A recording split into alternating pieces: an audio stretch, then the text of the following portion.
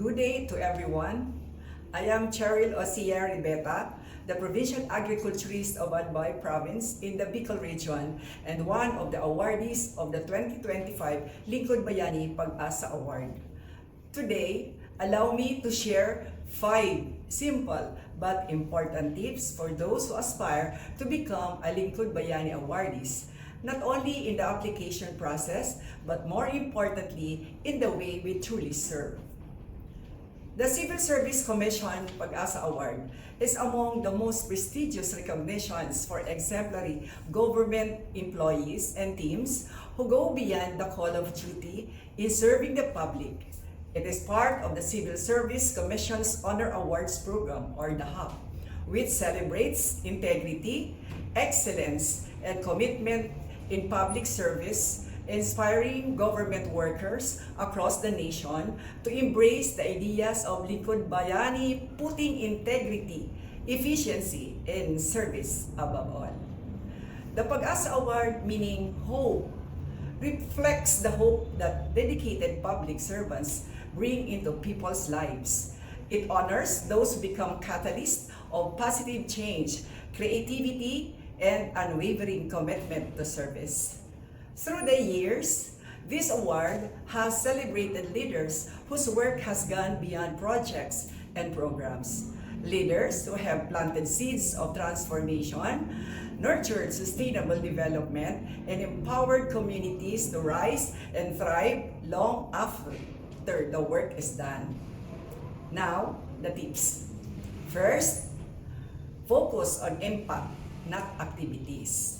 Okay? The award recognizes public servants whose work has made a real difference. For example, me as an agriculturist, ask yourself, did my work help farmers increase productivity and income? Did it improve food security in my community? Yes.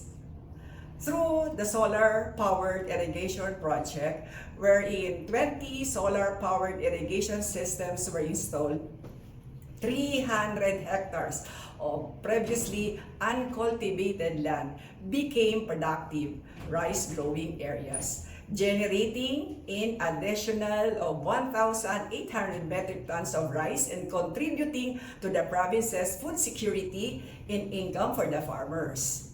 Second, innovate even with limited resources. Despite limited resources, we demonstrated innovation and excellence in public service by collaborating closely with other government agencies and the private sector partners. We transformed limited resources into high-impact outcomes. Co-investment and joint implementation enable us to scale programs faster, operate more efficiently, and reach more beneficiaries. Third, document your work consistently. One common challenge in applying for the award is incomplete documentations. Keep records of your programs, baseline data, accomplishment reports, photos, testimonies from clients or partners, and measurable outcomes. Good documentation strengthens your application and, more importantly, shows accountability in the use of public resources. Fourth, anchor your service on integrity in Civil Service Commission values. I anchor my service on integrity, accountability, professionalism, impartiality, and neutrality, objectivity, selflessness, patriotism, and malasakit that must be evident in your daily work.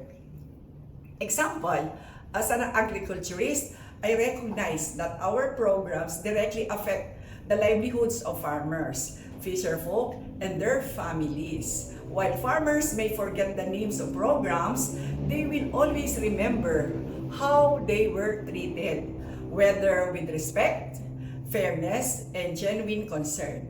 So these civil service values that farmers feel respected, supported, and genuinely cared for, not just assisted. Okay? So Lingkod Bayani Awards honor who have earned the trust of their communities. So, panglima, the fifth, lead by empowering others. True leadership is leading by empowering others to thrive. Leadership is not defined by position, but by influence. Whether you are rank and file employee or a manager, your ability to inspire colleagues, improve teamwork, and promote ethical practices matter.